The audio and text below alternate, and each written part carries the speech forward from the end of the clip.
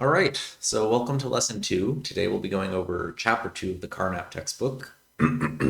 So we'll be covering abbreviations of our sentences since we learned the ways of constructing sentences and assertions in lesson 1.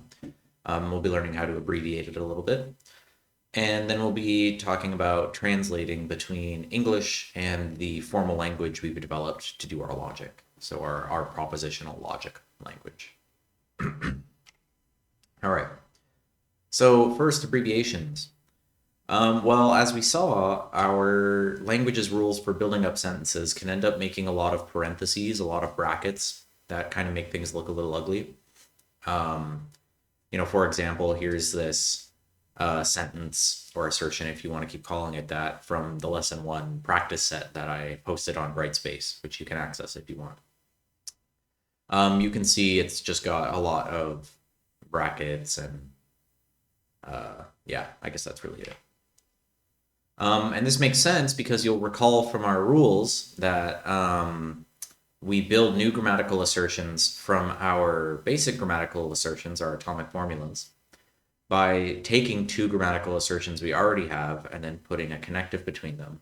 And when we do that, we have to add a set of parentheses, right? So, you start with, let's say, each of these P, Q, R, S, T. You start with these as atomic formulas, and then you put together the not symbol, and you put together the not symbol and the R down here, and then you put the not R with the Q, and then you wrap them in parentheses. And you can go over here, you have your S of T, you can put them together with this if and only if symbol, you wrap them in parentheses, and yeah, you end up with lots of parentheses. And so on, yeah. So yeah, you continue this process and you end up with all these parentheses. But this often ends up looking pretty long and unpleasant to look at and just messy, and it can take a while to write if you're writing them out. So we'll make some abbreviation rules. So the first of these is easy. The two parentheses on the far ends of an assertion can just be removed, and you and I will just know what that means. So an example of doing this is just taking what we were looking at, if P, then Q and not R, or S if and only if T. This is what we were looking at. And you just get rid of these end brackets. And you're looking at basically the same thing. It doesn't change the meaning at all. It doesn't change how the different parts of this assertion relate to each other. It just gets rid of one ugly set of brackets. We still have if P, then Q and not R, or S if and only if T. So we just have one less set of brackets on the end. So that's good. But we can also abbreviate a little bit more than that. And to explain the next set of abbreviation rules, we can consider something from our old math classes. So you should remember PEMDAS or BEDMAS or something like that. That tells you what order you do your operations in. So PEMDAS, for example, is parentheses, exponents, multiplication, division, addition, and subtraction. And for that reason, in math class, you have PEMDAS, let's say, then you don't need all these brackets around 2 and 2 times 2 and all that, because you just know that you have to group together the multiplication before the addition, because you can see the M comes before the A. So that's why you can just write 2 plus 2 times 2, and you would know, in theory, I can just start by multiplying this before adding the 2. So in our logic language, we'll have something similar. We're going to call it the JI rule, and it operates a lot like PEMDAS. So we'll take junctions first, which are just the and symbol and the or symbol, and then we'll take if symbols second, which is just the if-then symbol and the if and only if symbol. So we group junctions together first, the and the or, and ifs second, the if-then and if and only if. So, for example, we can see that if P, then Q and R is the same as if P, then Q and R with parentheses around the Q and R. Because with the JI rule, we know that we group this junction together before we group it with this if-then symbol. Similarly, for S and T, if and only if R or Q, we know that we group the junctions together before the if and only if. So we would put brackets around S and T and R or Q. So we can see that this, using our abbreviation rules, is the same assertion or sentence as this. They're the same. They have the same meaning. We're just using less brackets when we use this abbreviated version. And you can see this again with this more long and complicated one. You can see, we have S and T or R, then W and S, if and only if T or W.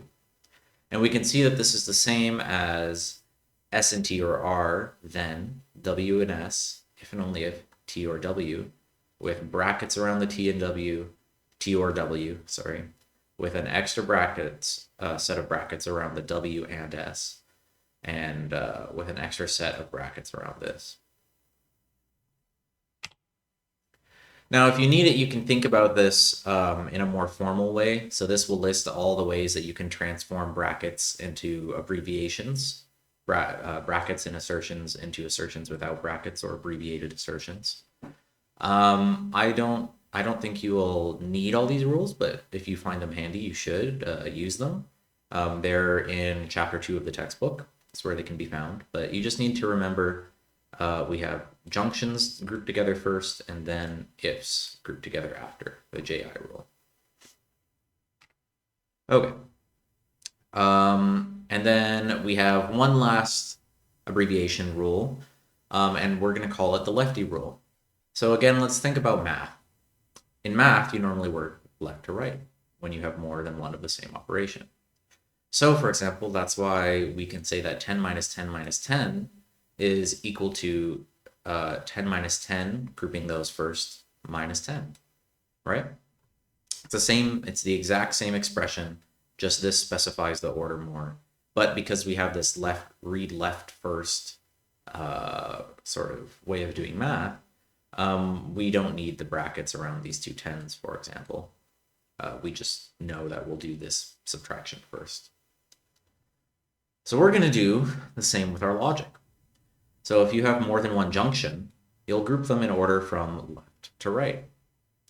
So for example, P or Q or R, then S, is the same as P or Q or R, then S.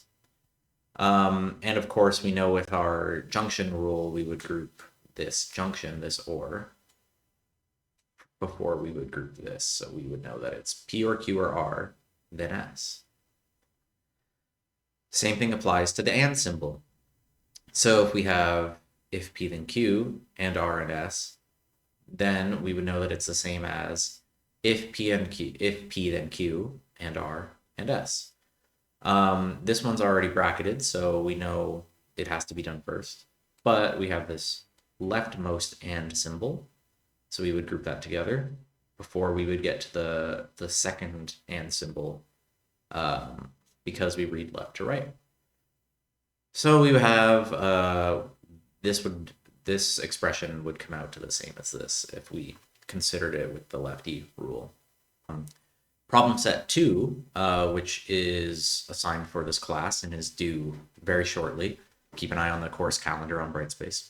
Problem set 2 will ask for the main connective of abbreviated sentences or assertions. So let's take a look at one of those so you can see how you would do it. And then you can do the rest on your own because it is part of the problem set. Okay. So you can see I've pulled up the problem set 2. It's also in chapter 2. So you'll go down here and you'll want to do all 10 of these questions, find the main connectives for all of them. But we'll start with 2.5 just so you get the idea. So we can see there's no brackets on this, and that's because it has been abbreviated following the abbreviation rules. And we need to find the main connective. Well, let's apply the abbreviation rules. The JI rule says that junctions have to be grouped together before ifs. So that means the things here grouped together by this and symbol will have to be grouped together first. And the things here grouped together by this and symbol will have to be grouped together first. Meaning this if and only if symbol, the things connected by this if and only if symbol, will have to be grouped together last. Now the main connective, you will recall, is the connective which is added on last. So, of course, we will end up entering this if and only if symbol as the main connective, because the JI rule says that ifs are grouped together after junctions. So let's enter that. You can copy and paste the symbol in if you want, or you can use the way of typing it that is found in problem set 1 and also in my practice documents that are posted on Brightspace. I just typed them in. Great, good. So that's the correct main connective. Now we need to find the main connective for this one that's highlighted in red.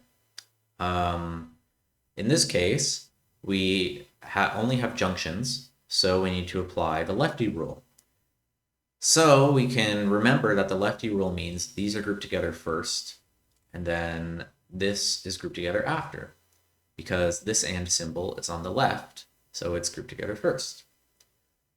Again, the main connective wants us to find the most recently added connective, so we need to do the rightmost one, because leftmost ones are done first. Of course, if you put in an and symbol, it will just be correct. And then you'll see it spits out this and wants this main connective. Well, in that case, there's only one main connective.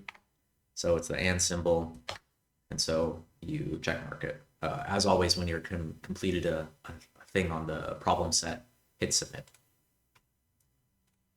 There you go. Okay, so that's how you do abbreviations and how you read main connectives in abbreviated assertions. Okay, so we've done abbreviations. Let's now move to translating between our formal language and English, both ways. So from the formal language to English and from English to the formal language. Now we're going to start for the first little while here only translating the if-then symbol and the negation symbol, as well as our capital letters. We won't add in things like the and symbol or the or symbol to our translations for quite a while. For now, we're just going to start with these two symbols. All right.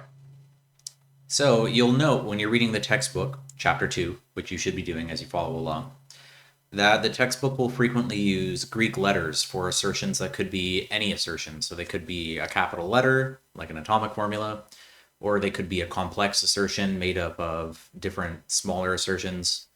So you'll see the textbook will use things like phi, psi, and chi to stand for assertions that could be represented by, any of our capital letters, P, Q, R, S, or even any of our other assertions like P and Q, or not if P then R, or whatever you want to make. But I think this will confuse things a bit. So, and I didn't use them in my own first logic class. So we'll stick to using our English letters. We won't use the Greek letters. But just keep in mind that when we're giving sort of general rules or general instructions or examples, you could substitute P for Q or R or S, or you could substitute P for P and Q. Any assertion. It could be a simple one, like our capital letters, or a complex one, like an assertion that includes connectives. But just keep that in mind. Okay. So, anytime we want to translate between English and our formal language, either way, we need either direction, whether it's from our formal language to English or from English to our formal language, we need a scheme of abbreviation or a translation key. Schemes of abbreviation or translation keys tell us what every letter that we're looking at means in English, and tells us what letters can represent our English phrases. And we'll only ever have one scheme of abbreviation for one sort of set of problems or whatever. and it should give a meaning to every relevant letter and only one letter. And so that's what you should expect when you see them. So for example, if we're considering a sentence like if P then Q then not R, we need a scheme of abbreviation that tells us what P, Q, and R mean, right? So we might have one like this, where P means Plato prances, Q means Quine cringes, and R means Remy cooks ratatouille. Of course, Plato and Quine are two very well-known philosophers, and Remy is the rat from the movie Ratatouille, who eventually cooks ratatouille in the movie. Okay, great. Good. So this is our scheme of abbreviation.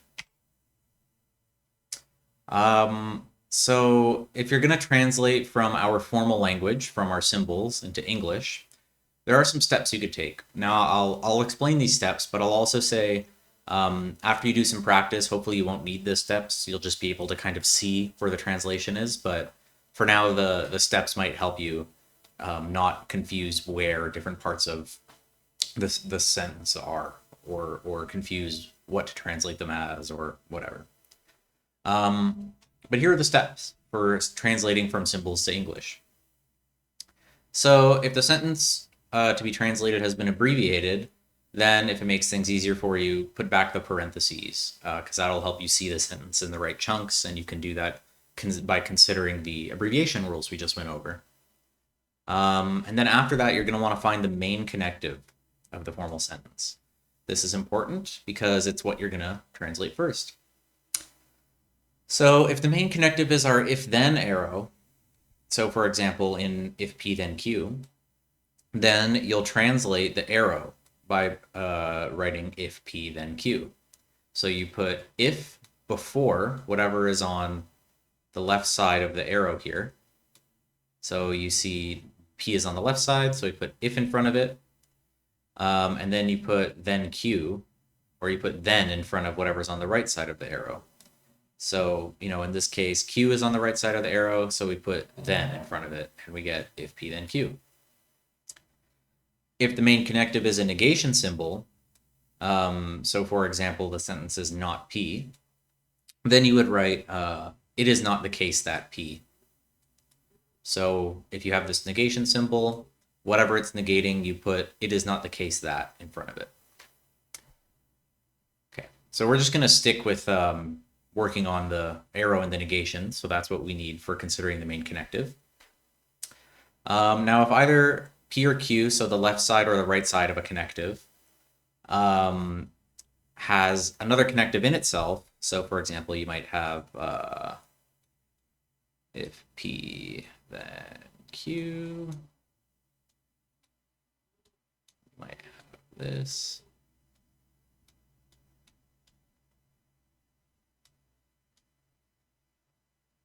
Yeah, okay.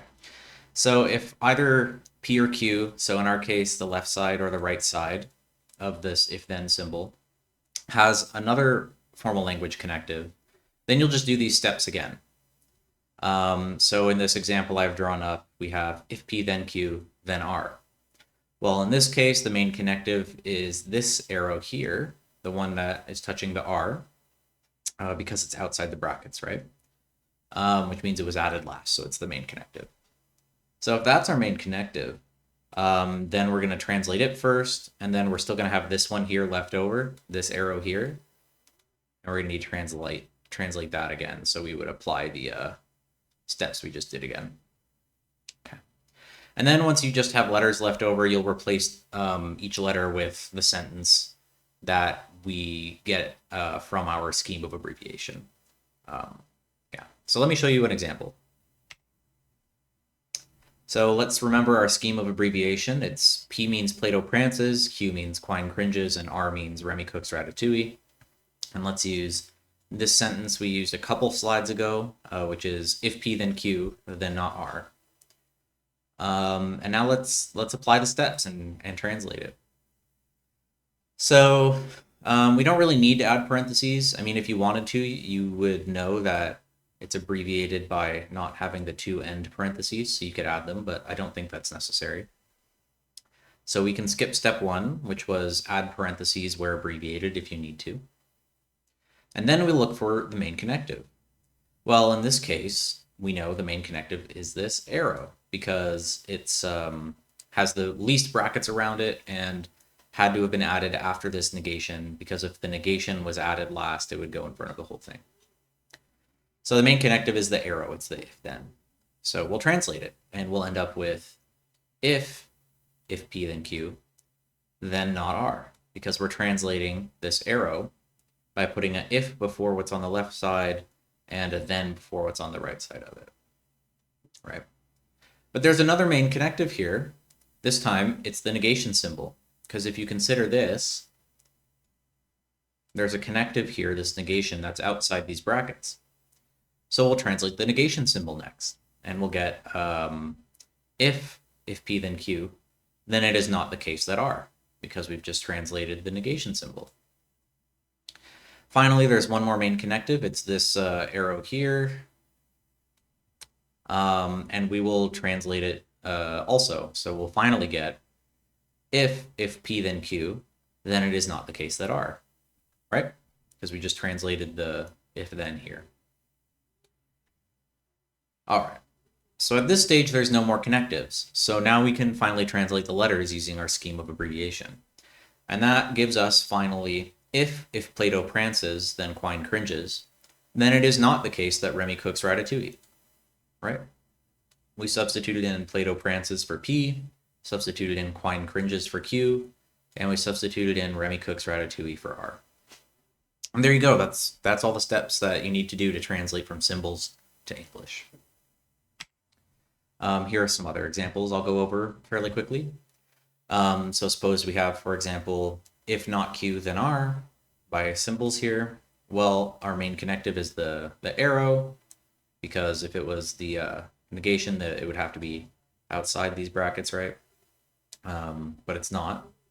So we know that the main connective is the arrow here. So we translate it first. We have then if not Q, then R. And then we have another connective here. It's this negation symbol. So we translate it, and we get if it is not the case that Q, then R. Now we just have letters left, so we translate those, and we get if it is not the case that Quine cringes, then Remy cooks ratatouille. In this other case on the right, we have the negation outside the brackets. So in this case, we have it is not the case that if Q, then R. Well, let's look for the main connective. This time it's the negation symbol because it's outside the brackets, so it was added last. And this means we translate it first. So we get it is not the case that if Q, then R. We still have this connective here, this arrow. So we translate it, and we have it is not the case that if Q, then R, all written in English. And then there's no more connectives to translate. There's just letters. So we have it is not the case that if Quine cringes, then Remy cooks ratatouille. Right? There you go. And let's do one more. So suppose we have it is not the case that if P, then Q, then R. Well, let's look for our main connective. Again, it's this negation symbol, so we'll translate it first because it's outside all the brackets. And we get, it is not the case that if P, then Q, then R. If you want, you could have an extra set of brackets here, but I've abbreviated it because it's nicer to look at. Then where is the main connective? Well, it's this one because it's outside the brackets, right? So it has to be the most recently added. So we'll translate that, and then we get, it is not the case that if P, then Q, then R. Now we have this remaining symbol, so we'll translate it into English again, and we get, it is not the case that if P, then Q, then R. Now we only have letters left, no more connectives, so we just translate them, and we get, it is not the case that if Plato prances, then Quine cringes, then Remy cooks ratatouille. There you go, and you can see doing it step by step will help you avoid confusions, because you can see we had to chunk this as one because it had the parentheses up here. and then add this one. This one is kind of separate because it's outside the parentheses. So following the steps guarantees that you'll get the right sort of enmeshing or leveling of like parts of the sentence, I guess. Yeah. Okay. Now you can translate formal symbols into all kinds of fun ways, and you can go from English to formal symbols using all kinds of variations on English for readability, because the sentence back here looks kind of ugly. So there are all kinds of ways to translate it to make it look nicer. Yeah, so for example, if P then Q, this arrow could be translated like provided P, Q, because what you're saying is, if P is there, provided P, then Q, right? Same thing with given that P, then Q. Or even this interesting one, P only if Q. Because this is saying, oh, anytime there's P, then there's going to be Q. Even though the if here is next to the right-sided, the atomic formula on the right side instead of the left side. The only here is kind of flipping the order because it's saying anytime you have P, there's going to be a Q, because P only occurs when Q. So that's really the same as saying if P, then Q. Yeah. So there's all kinds of ways of translating the if-then symbol. There's also less cumbersome ways of translating the negation symbol. We've been using it is not the case, but there are other ways of doing it. So, with our scheme of abbreviation, where P means Plato prances, sure, we could translate not P as it is not the case that Plato prances. But also we could do the much more natural sounding Plato doesn't prance. That's saying the same thing as it is not the case that Plato prances, right? Logically, it's the same thing. So you're going to see these kinds of things sometimes. Make sure you look at chapter 2 for more examples of odd translations or stylistic variants, I guess. But yeah, just something to note and keep in mind. Okay. So let's move now to what's more important for our course, which is translating from English to symbols. All right. So again, we always need a scheme of abbreviation. We'll just keep the same one for our purposes. You've already seen it. P means Plato prances, Q means Quine cringes, and R means Remy cooks ratatouille. And then let's consider the steps for going from English to symbols.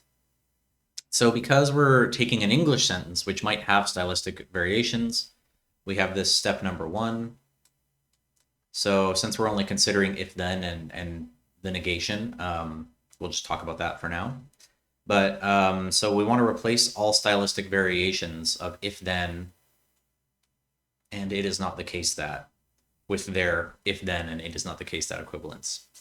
So for example, if you have like Plato doesn't prance, you're going to want to replace that in the English with it is not the case that Plato prances, just because it makes it easier for us, because it standardizes things. And then step 2, you're going to replace the English main connective with the appropriate symbol. So if the main connective of your English sentence is something like it is not the case that, then you're going to replace it with the negation symbol, right? And of course, remember to wrap the 2 clauses you're replacing in parentheses, unless it's a negation. Because yeah, so if you have a if then in English and you put the arrow symbol in it, you're going to want to wrap that in parentheses so you know that they're grouped together, right? Yeah, and then you do the same steps again. You repeat. Oops, cut through that last line there. And then when you have no more connectives, you just have sentences remaining in the English, because of course we're translating the symbols first. Then you'll replace them with the corresponding sentence letters. Okay.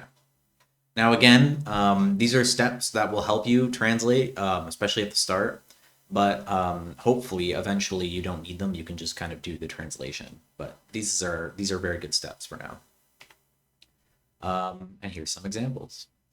So if we have this English sentence, if Quine cringes, then Remy cooks ratatouille, and we want to translate it, Well, we need to look for stylistic variations um, of any connectives. Conveniently, there are none. We just have the if then like normal. So then we look for the main connective. Well, there's only one main connective here. It's if then. It's the only connective, so it has to be the main one. And then we translate it. So here we have if Quine cringes, then Remy cooks ratatouille. And you can see we translated the English into this symbol. At this stage, there's no more connectives left, so we just substitute the letters for what they mean in our translation key or our scheme of abbreviation. And then we get if Q then R, because we know from our scheme of abbreviation that Q means Quine cringes and R means Remy cooks ratatouille. So there you go. Okay, let's do another one. So here we have this long English sentence. It is not the case that if Quine cringes, then Remy cooks ratatouille. Well, there's no stylistic variations conveniently that we have to rewrite, so we are just going to translate the main connective. Here we can see that in English, what's being said is it's not the case that if Quine cringes, then Remy cooks ratatouille. So we know that this negation symbol is modifying the whole if-then claim, right? Which means it's the one on the outside of the brackets, so it's the most recently added one, so it's the main connective. So we translate it first. We know it's modifying the whole thing, so I would just put brackets around whatever it's modifying. So we end up with the negation symbol, meaning it's not the case that if Quine cringes, then Remy cooks ratatouille. Well, here on line 2, we have the if-then.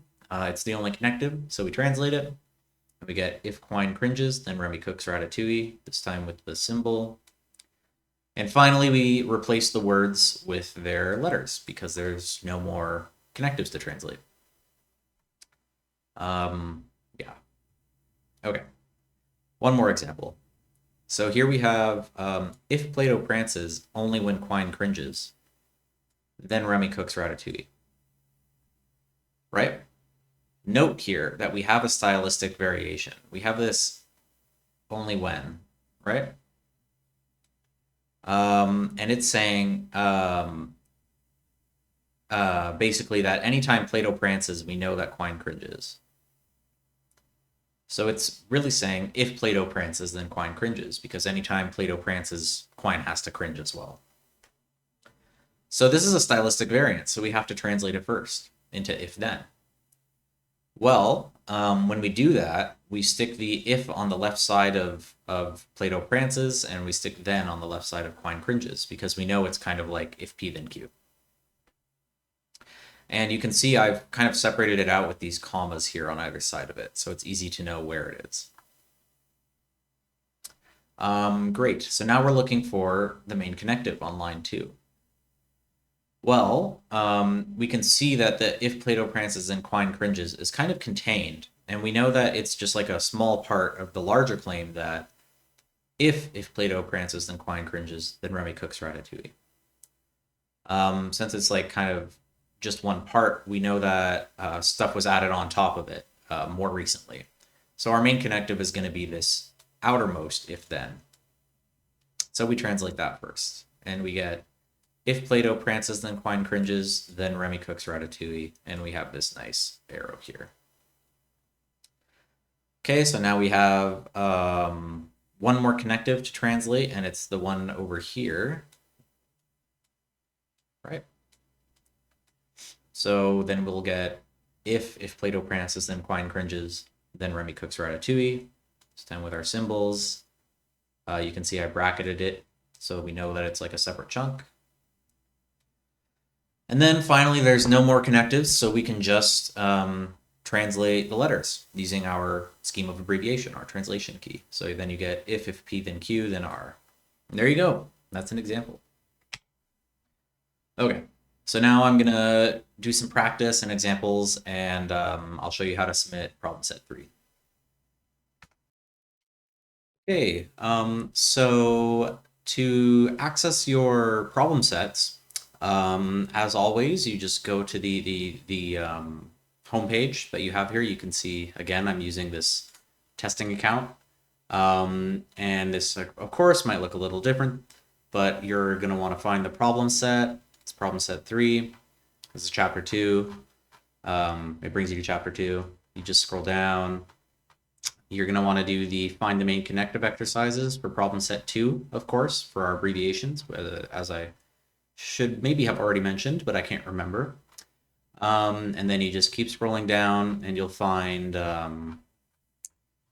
keep going, and you'll find the problem set 3 exercises, which are our translations from English into our symbols, our formal language.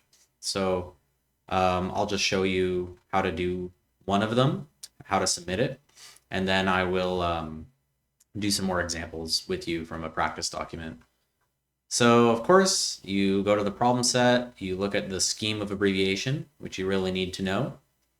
And then you will pick one of these questions. We'll do 3.2. So in 3.2, we're looking at if people want to know what's going on, then questions will be raised. You can see I have a notepad document open here. And I use it to do the steps, to show you guys the steps. You might want to have a pencil and paper open. Yeah, just make sure you're doing the steps, you're applying them. That way you won't make any mistakes. I have a notepad document open here so that you can see it as I work on it, but you might want pencil and paper. Might be better for you. Okay. Great. And you can see I've also put in the keyboard shortcuts for all the symbols. So I know that if I need to put like an and symbol, I can type it with / /, like I could put like that, and that would count as an and symbol in the Carnap system. Same with like an arrow, I could put a minus sign and a, you can also copy and paste from your notes if you want. So like you can copy it and paste it as needed. Anyway, so there you go. You can also see the keyboard shortcuts are here on the page like normal. All right, so how are we going to translate this? Well, let's consider the steps. So luckily in this sentence, if people want to know what's going on, then questions will be raised. In this sentence, there's no stylistic variations we need to translate into if then or into it is not the case that. We just have a normal if and then. So we can get straight to translating our connectives. Well, in this case, there's only one connective. There's a if then, and there's only one of them. So we'll put it into our symbol.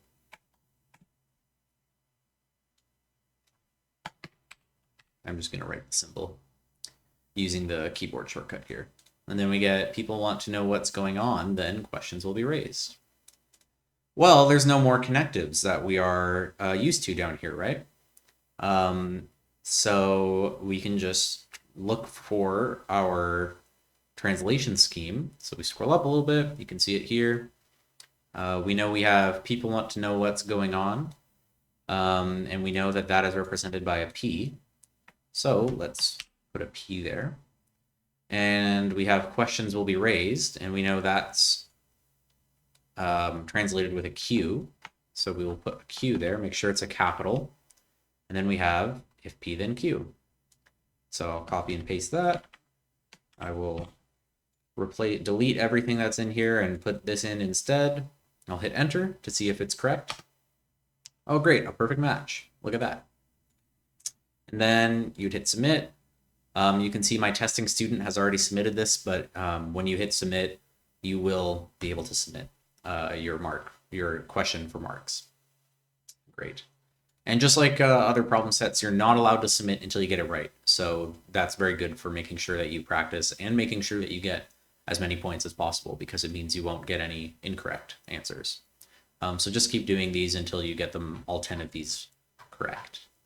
I will let you do those, and then I will show you some different examples right now.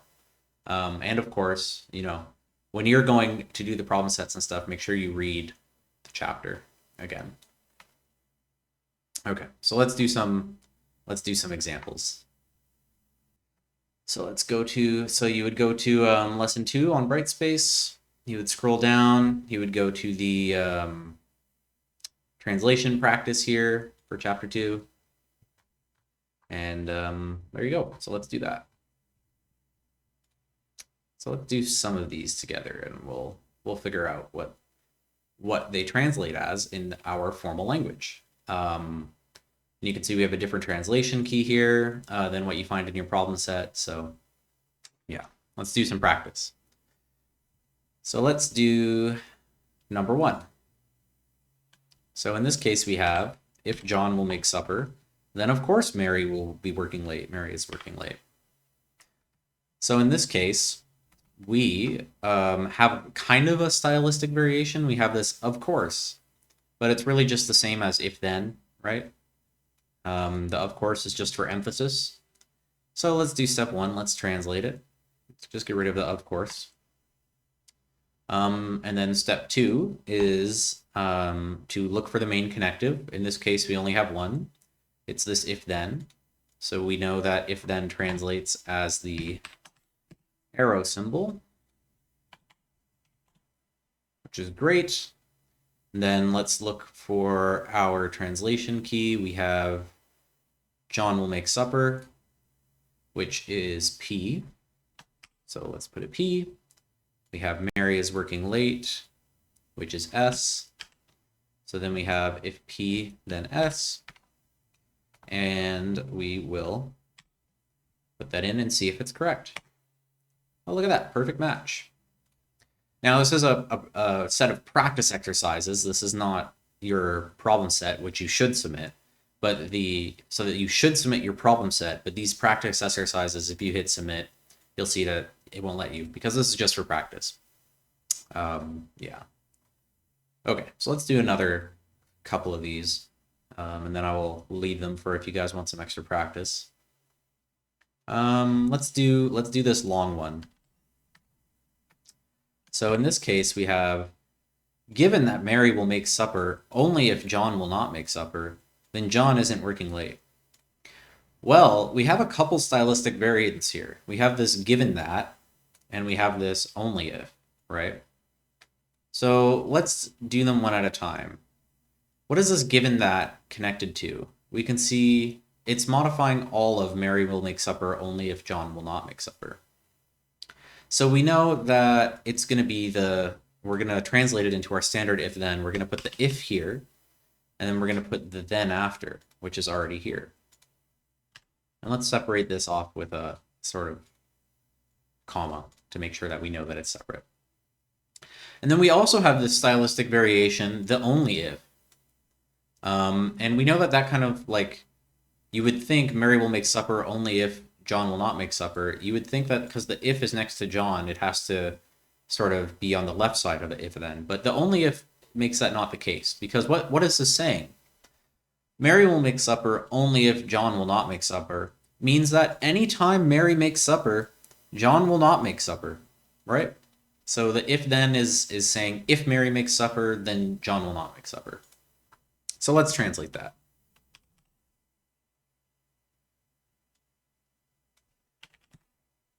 If Mary will make supper, then John will not make supper. Well, we also have this little stylistic variation here, this will not, instead of saying it is not the case that. Well, will not, we know that we can put as it is not the case that.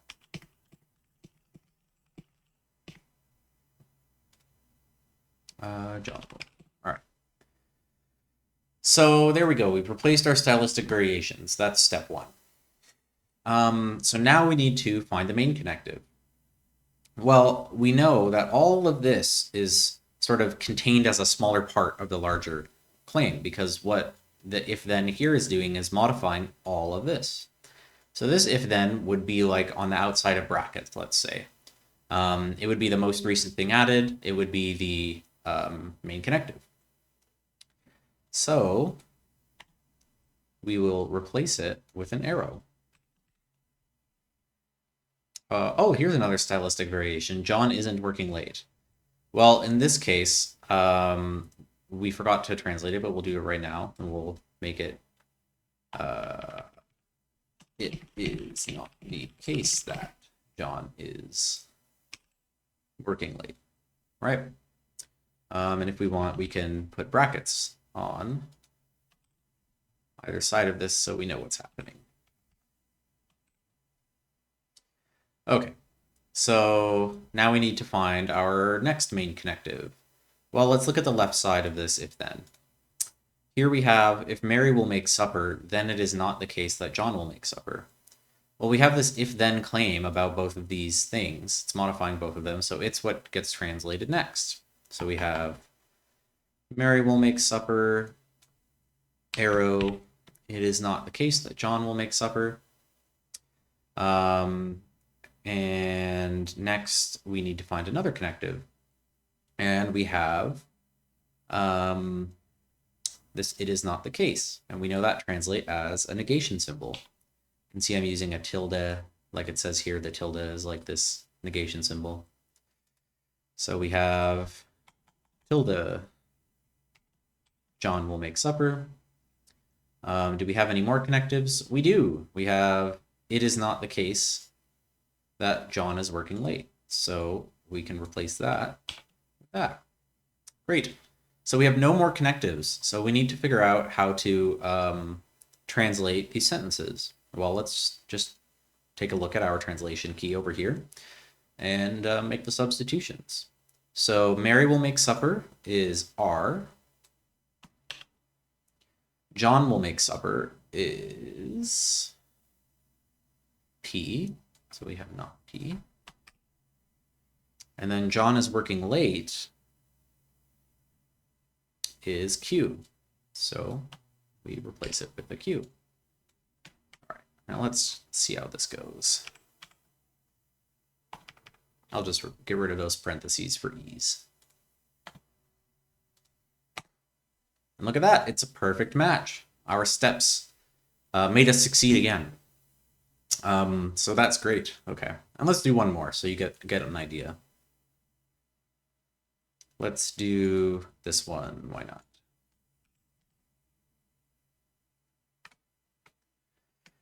So in this case we have, if John makes supper only if Mary works late, then John is very hungry. Well, we have again this only if stylistic variant, so let's translate that. We know that it's saying anytime John makes supper, Mary works late. So really it's saying if John makes supper, then Mary works late. John makes supper, then Mary works late. Great. Okay, so no more stylistic variants. So let's find our main connective. Well, we have this if-then on the outside modifying this. So we know it's the main connective. So let's replace it with a symbol. Great, and then we have another connective. It's only one is left, so we will, first of all, we'll say that, we know this is like a contained thing being modified. And then we will replace the remaining if-then with an arrow. Great, so now we have, if John makes supper, then Mary works late, then John is very hungry. So we have no more connectives, so let's use our scheme of abbreviation and figure out what letters to substitute in. So John makes supper, John will make supper is P. Mary is working late is S. And John is very hungry is T. So let's try that. Oops.